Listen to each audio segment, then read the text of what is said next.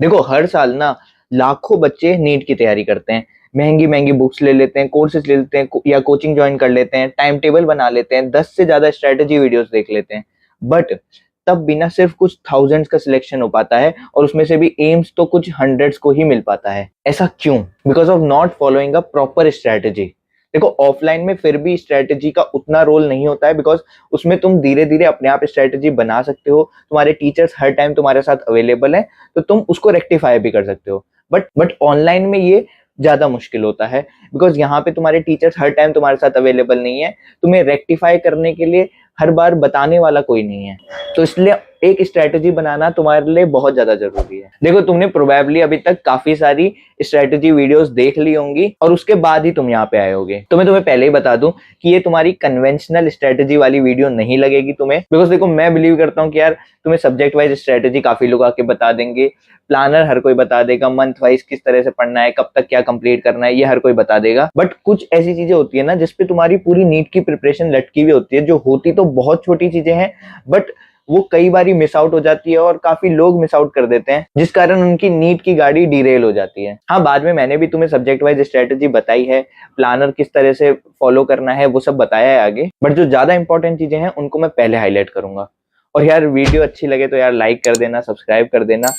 तुम्हें मोटिवेशन मैं दे दूंगा, बट मुझे मोटिवेशन के लिए तुम लोग चाहिए, तो इसलिए प्लीज लाइक और सब्सक्राइब कर देना। बाकी हर चीज लिखने की जरूरत नहीं है, ये मैं पीडीएफ तुम्हें टेलीग्राम पे प्रोवाइड कर दूंगा, या लिंक ट्री पे जैसे भी होगा मैं तुम्हें प्रोवाइड कर दूंगा। बट हाँ, एक पेज जरूर लेके बैठना, उसमें जो जो चीजें मैं तुम्हें लिखने को बोलूं वो जरूर से लिख लेना। ये तुम्हें अभी तो याद रहेंगी, बट आज से 6 महीने बाद भी काम आएंगी। So I am all India rank 59 of NEET 2023। देखो सबसे पहली चीज समझो, सबसे पहले है अंडरस्टैंड द गेम। ठीक है, NEET is not a game of IQ और इंटेलिजेंस। नीट आईक्यू और इंटेलिजेंस का गेम नहीं है। नीट गेम है रिवीजन का, कंसिस्टेंसी का और परसिवरेंस का। देखो समझाता हूं, अगर नीट आईक्यू का गेम होता ना तो मुझसे काफी बेटर लोग थे, मैं कभी भी ऑल इंडिया रैंक 59 स्कोर नहीं कर पाता, बट स्टिल मैं ऑल इंडिया रैंक 59 स्कोर कर पाया, because I did this thing better. मैंने रिवीजन बहुत ज्यादा किया, कंसिस्टेंसी से पढ़ाई की और परसिवरेंस दिखाया। मैं टिका रहा, भले ही मेरे से क्वेश्चन नहीं बन रहे, मेरे टेस्ट में मार्क्स नहीं आ रहे, मैं टिका रहा, and just because of this thing मैंने इन वाले लोगों को ओवरकम किया। तो यहीं पे तुम्हारे वो सारे सवाल खत्म हो जाते हैं कि भैया हम एवरेज स्टूडेंट है, क्या हम नीट क्रैक कर सकते हैं? भैया हमारा उतना अच्छा आईक्यू नहीं है, मेरे उतने अच्छे मार्क्स भी नहीं आए हैं, क्या मैं नीट क्रैक कर सकता हूँ? ये सारे क्वेश्चंस का जवाब आई होप तुम्हें अब मिल चुका होगा। तुम्हें बस इस चीज पे फोकस करने की जरूरत है, रिवीजन, कंसिस्टेंसी, परसिवरेंस। इसके लिए कोई आईक्यू, कोई इंटेलिजेंस नहीं चाहिए होता, इसके लिए पागलपन चाहिए होता है, जुनून चाहिए होता है किसी एक चीज को करने का। ठीक है, एंड इस अभी के जो हालात है, जिस तरह का तुम देख रहे हो, नीट के लिए कितना प्रोटेस्ट हो रहा है, कितनी सारे बार लीक हो चुका है नीट पिछले सालों में, तो उसके बाद मैं एक ही चीज तुम्हें कहूंगा कि आधे मन से नीट की तैयारी करने मत बैठना कि हो गया तो हो गया, नहीं तो कुछ और करेंगे।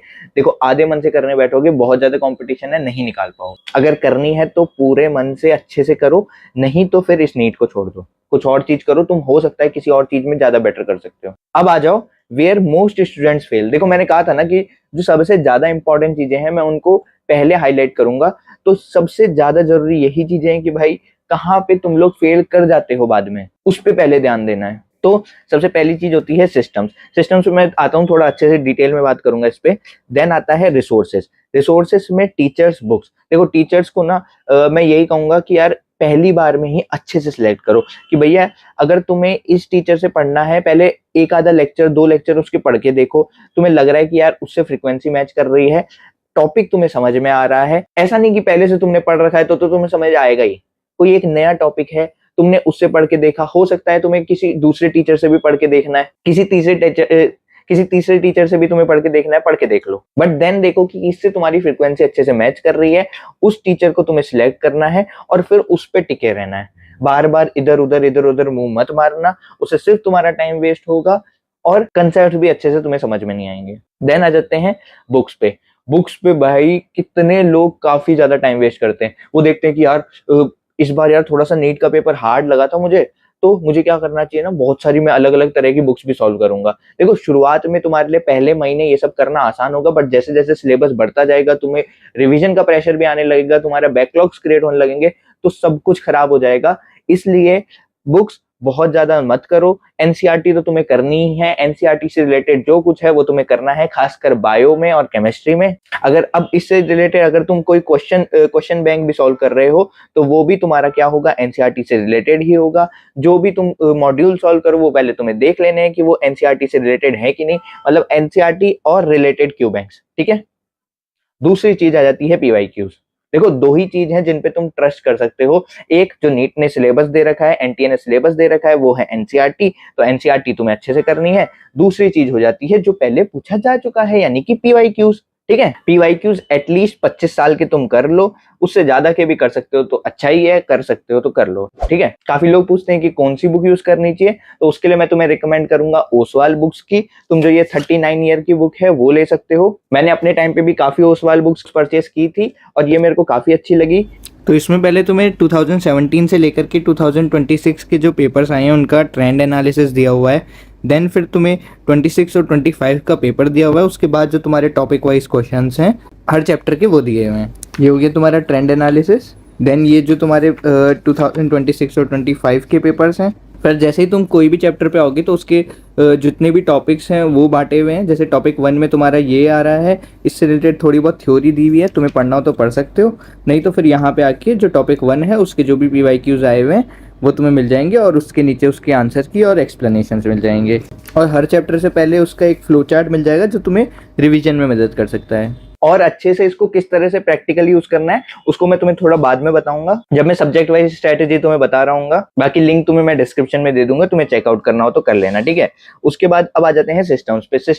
सिस्टम्स बहुत ज्यादा जरूरी हैं। देखो तुम पहले महीने बहुत मोटिवेटेड हो, तुम्हें मैं बोलूं कि अभी पढ़ने बैठ जाओ, तुम पढ़ने बैठ जाओगे कि यार मुझे अब तो कुछ करके ही दिखाना है, मुझे इस बार नीट को फोड़ना ही है। पहला महीना बहुत अच्छा चलता है, तुम अच्छे से काफी चीजें पढ़ भी लेते हो और अच्छे से चीजों को रिवाइज भी कर पा रहे होते हो। दूसरा महीना भी ठीक ठाक चल जाता है, बट तीसरे महीने से दिक्कतें आने चालू हो जाती हैं। उसके बाद जैसे तीसरे महीने के बाद से जैसे जैसे धीरे धीरे छठा महीना आता है तब तुम कंफ्यूज और बर्नआउट फील करते हो, जस्ट बिकॉज कि तुमने शुरुआत में जोश जोश में बहुत चीजें पढ़ ली, अच्छे से पढ़ना चालू तो कर दिया, बट तुम सिस्टम नहीं बना पाए, एक प्रॉपर सिस्टम से पढ़ाई नहीं कर पाए। सिस्टम बेसिकली क्या है, तुम्हें अपने माइंड को ट्रेन करना है कि भैया मैं सुबह उठूं तो मेरे को ये चीज सोचनी है, मुझे ये पढ़ने बैठ जाना है, ठीक है। उसके बाद मेरा ये टाइम है तो मुझे ये करने बैठना है।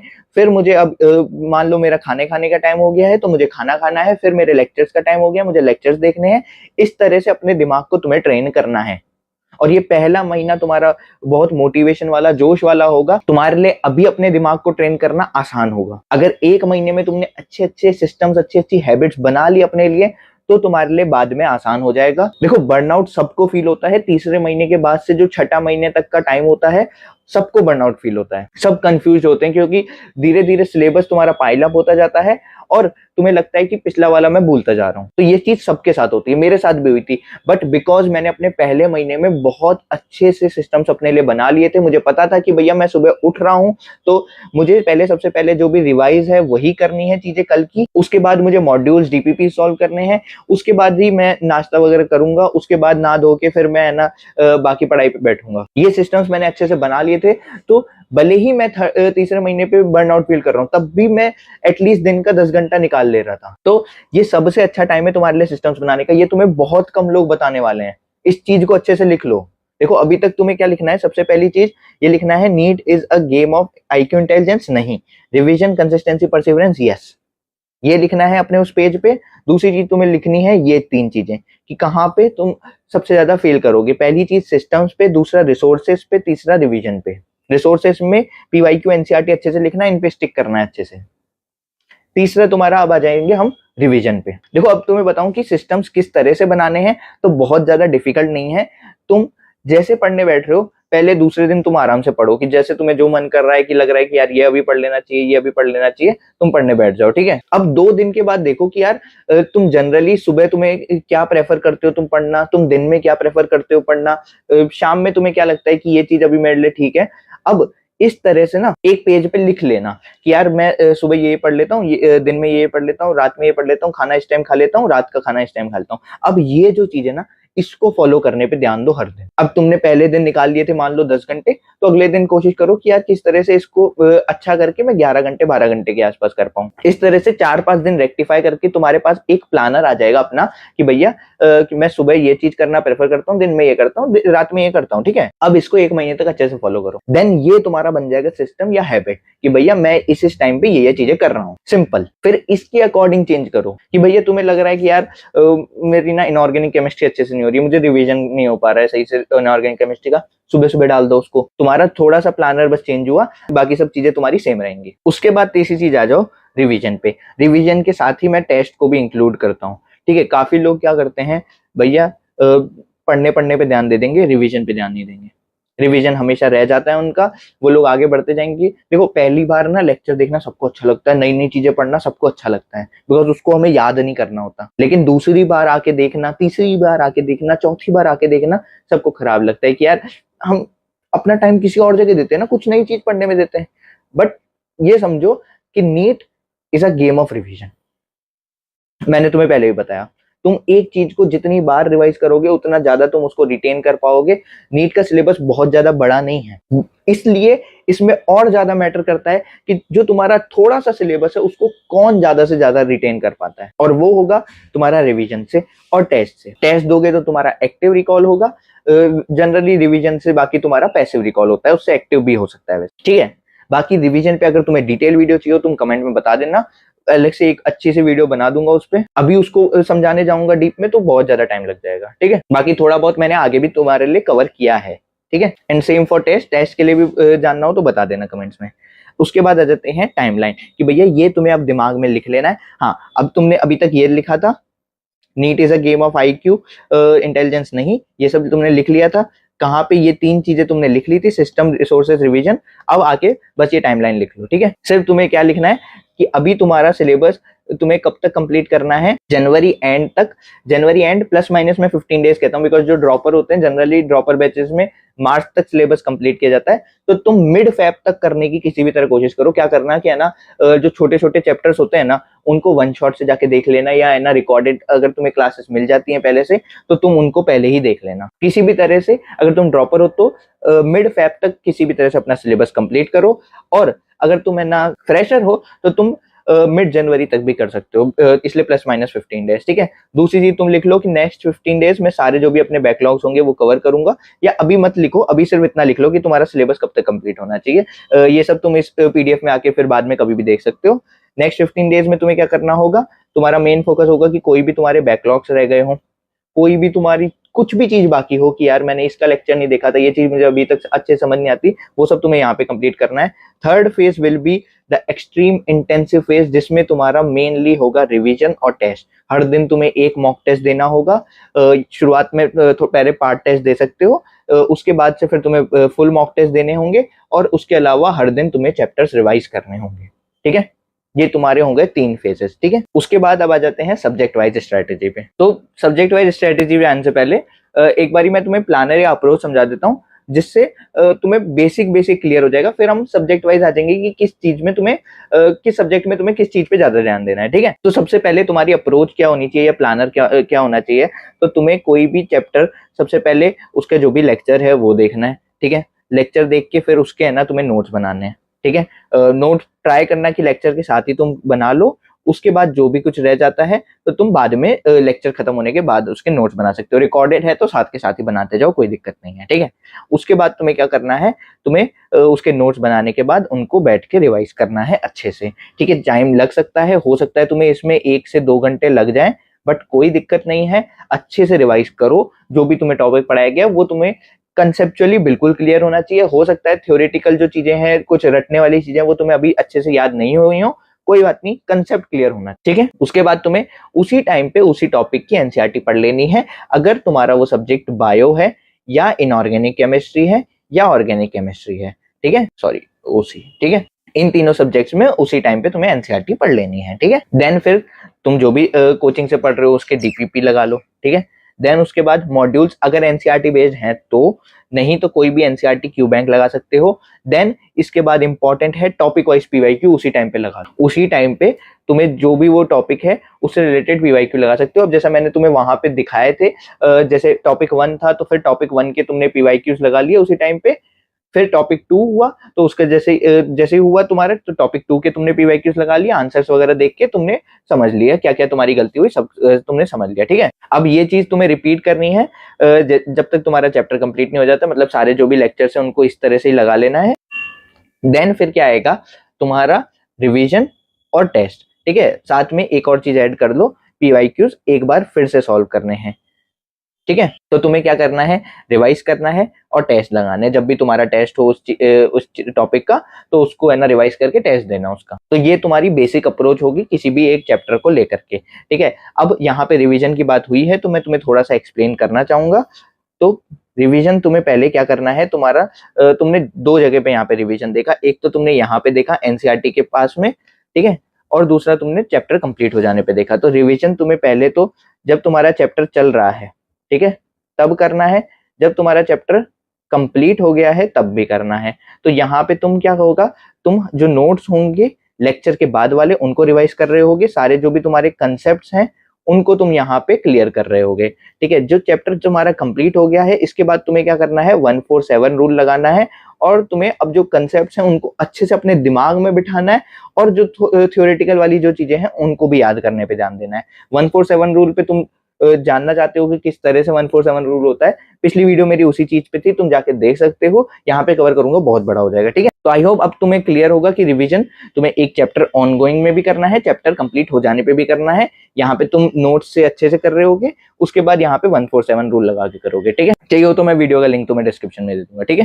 देन फिर पीवाईक्यूज भी वापस से सॉल्व करने, बिकॉज है ना तुम टॉपिक वाइज जब करने जाओगे ना तो तुम्हें लगेगा कि अरे ये तो आसान है यार, ये तो कोई भी इंसान कर देगा। बट क्या होगा ना, जब तुम्हारे पूरा चैप्टर से आया है या पूरे सब्जेक्ट से तुम्हारा क्वेश्चन आया हुआ है, तब तुम्हारे लिए पहचानना थोड़ा मुश्किल होता है। इसलिए एक बार पूरे चैप्टर के भी पीवाईक्यूज अच्छे से लगा लेना, ताकि तुम्हें थोड़ा आइडिया रहे कि यार इस तरह से अब मुझे इस टाइम पे इस तरह से अप्रोच करना है, कि भाई 2-3 टॉपिक जब मिक्स होके आएंगे तब तुम्हें किस तरह से अप्रोच करना है, तुम्हारा माइंड क्लियर हो जाए, ठीक है। तो अब आ जाते हैं हमारी सब्जेक्ट वाइज स्ट्रेटेजी पे, ठीक है। तो सबसे पहले आ जाते हैं बायो पे, ठीक है। तो बायो में ना सबसे पहले तुम्हें क्या करना होगा, सबसे पहले एक तो एनसीईआरटी पे सबसे ज्यादा ध्यान देना है। अगर बायो में तुम्हें बोलूं तो सबसे पहले तुम्हारे दिमाग में आना चाहिए कि एनसीईआरटी अच्छे से होनी चाहिए। ये चीज बिल्कुल बिल्कुल श्योर है कि भैया अगर खराब से भी खराब पेपर हुआ ना, तब भी 178 से 179 जो तुम्हारे क्वेश्चंस है ना, वो एनसीईआरटी से ही आने वाले हैं। तो एनसीईआरटी तुम्हें अच्छे से करनी है, ठीक है। तो सबसे पहले तुम क्या करना कि तुमने है ना जो नोट्स बनाए, ठीक है, उनको रिवाइज करके तुम एनसीईआरटी पढ़ने चले गए। अब जो एनसीईआरटी है ना, उसमें सब चीज बार बार पढ़ने की जरूरत नहीं है। देखो टोटल तो तुम्हें एनसीईआरटी तुम्हें 10 से 15 बार अच्छे से पढ़नी ही होगी साल में, लेकिन हर बार हर चीज पढ़ने की जरूरत नहीं है। क्या करना, जो तुम्हारे नोट्स में नहीं है वो चीजें एनसीईआरटी में हाईलाइट कर लो, या जो इंपॉर्टेंट चीजें जिसपे पीवाईक्यूज आए ही आए हुए हैं वो चीजें तुम्हारी एनसीईआरटी में तुम हाईलाइट कर लो। अब उसको हाईलाइट करके बस, अब जब तुम रिवीजन करने जाओ ना, तो सबसे पहले क्या करना, तुम नोट्स रिवाइज किए तुमने, उसके बाद तुम एनसीईआरटी खोली और एनसीईआरटी में जो जो तुम्हारी हाईलाइटेड पॉइंट्स थे वो रिवाइज कर लिए, और उसके बाद तुम्हें है ना लग रहा है कि यार तुमने 4-5 बार इस तरह से कर लिया है, अब तुम्हें लग रहा है कि यार एक बार ही पूरी एनसीईआरटी पढ़ लेनी चाहिए, तो उस चैप्टर की जाके तुम एनसीईआरटी एक बार वापस से गो थ्रू कर लो। बिकॉज कुछ कुछ लाइंस होती है जिनका तुम्हें मतलब पता है, बट एज इट इज अगर लाइन आ जाएगी तो तुम्हें थोड़ा सा कंफ्यूजन होने लगता है, इसलिए एक बार ही बीच बीच में ऐसे एनसीईआरटी पढ़ लेना। बाकी तुम्हें कुछ भी जरूरत नहीं है क्वेश्चन सॉल्व करने के लिए, कोई भी एनसीईआरटी बेस्ड क्यू बैंक या जो तुम्हारे मॉड्यूल्स में अगर एनसीईआरटी रिलेटेड क्वेश्चंस हो तो वो सॉल्व कर लेने हैं, बहुत ज्यादा इधर उधर करने की जरूरत नहीं है। हाँ, स्टेटमेंट और एआर क्वेश्चंस पे थोड़ा सा ध्यान देना, वो थोड़े से नंबर बढ़ने लगे हैं तो उनकी प्रैक्टिस कर लेना। Then coming to physics, physics में तुम्हें क्या करना है, तो फिजिक्स में अगर मैं तुम्हें बोलूं तो न्यूमेरिकल सबसे ज्यादा इंपॉर्टेंट है भैया। देखो अगर bio is majority of NCERT, physics is still majority of numericals. काफी लोग बोलते हैं कि यार स्टेटमेंट और एआर वाले जो क्वेश्चन है फिजिक्स में बढ़ रहे हैं, बट स्टिल अगर तुम्हारे 50 क्वेश्चन आए हैं उनमें 30 प्लस क्वेश्चन तुम्हारे न्यूमेरिकल्स ही होते हैं हर साल। तो न्यूमेरिकल्स पे तुम्हारा अच्छे से ध्यान होना चाहिए, किस तरह से अप्रोच करना है न्यूमेरिकल्स को, उस पर मैं बहुत डिटेल में शायद पिछले साल मैंने एक बहुत अच्छी वीडियो बना रखी है, बहुत डिटेल में एक्सप्लेन किया है, उसका लिंक मैं तुम्हें दे दूंगा अगर जाके देखनी हो तो। अगर आते हो न्यूमेरिकल सॉल्व करना तो कोई दिक्कत नहीं है, बट ये ध्यान रखना न्यूमेरिकल्स बहुत ज्यादा सॉल्व करने हैं। बात रही अगर एनसीईआरटी की, तो एनसीईआरटी तुम्हें फिजिक्स में अभी नहीं पढ़ने की जरूरत है, बाद में लास्ट में पढ़ सकते हो। लास्ट में भी क्या पढ़ना है तुम्हें, एनसीईआरटी के जो एग्जाम्पल्स हैं, एक काम करना, जो एनसीईआरटी के एग्जाम्पल्स और जो एग्जाम्पलर हैं वो अभी सॉल्व कर लेना। जब तुम है ना, जब भी तुम क्वेश्चन प्रैक्टिस करने बैठे हो ना न्यूमेरिकल्स की, तो वहां पे सॉल्व कर लेना। अधिकतर इसमें न्यूमेरिकल से होते हैं, तो तुम्हारे साथ हो जाएगा, ठीक है। बाकी जब तुम्हारा सिलेबस कंप्लीट हो जाए तो एनसीईआरटी के जो पीछे जो समरी है और जो इंपॉर्टेंट पॉइंट्स हैं वो तुम्हें लास्ट में जब तुम्हारा सिलेबस कंप्लीट हो जाएगा उसके बाद देखना है, ठीक है। अभी उस पर ध्यान नहीं देना, अभी एग्जाम्पल्स और एग्जाम्पलर सॉल्व कर लेना जब जब तुम जो जो टॉपिक पढ़ रहे हो उससे रिलेटेड।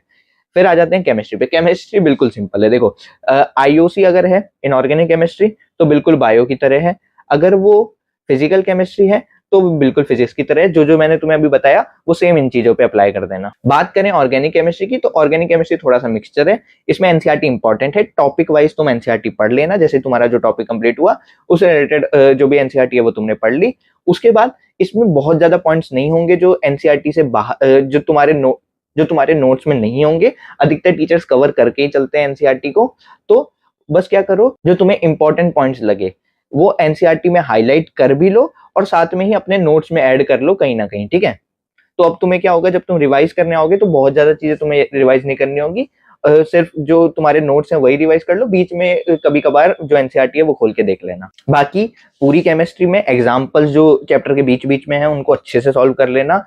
ऑर्गेनिक केमिस्ट्री के लिए तो मैं तुम्हें कहूंगा कि भैया जो उसके पीछे वाली जो एक्सरसाइजेज होती है ना उसको भी लगा लेना, तुम्हारे कंसेप्ट बहुत अच्छे से क्लियर हो जाएंगे, ठीक है। सो यही थी आज की वीडियो। आई होप तुम्हें सारी चीजें क्लियर हो। अगर बहुत ज्यादा डिटेल में तुम्हें जानना हो कि यार भैया बायो और अच्छे से समझाओ, फिजिक्स और अच्छे से समझाओ या केमिस्ट्री और अच्छे से समझाओ, तो मुझे इसके लिए भी कमेंट्स में बता सकते हो।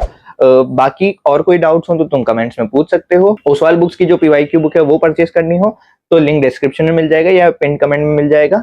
मिलेंगे नेक्स्ट वीडियो में। Thanks for watching.